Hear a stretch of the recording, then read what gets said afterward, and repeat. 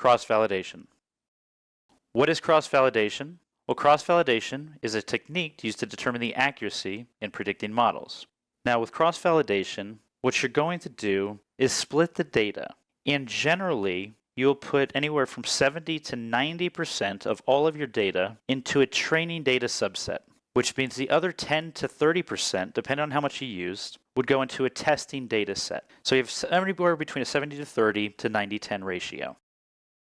Well, let's look at what that actually looks like. When we're doing cross-validation, let's say we want to do a linear regression analysis and we have 500 observations of the data, and we'll use a 70-30 split. So we take that entire data set and we say, okay, randomly give me 70% of the rows here and put it in something called training data set.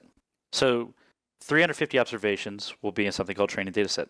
And then the remainder, that 30% of data, put that into another data set and call that test data set.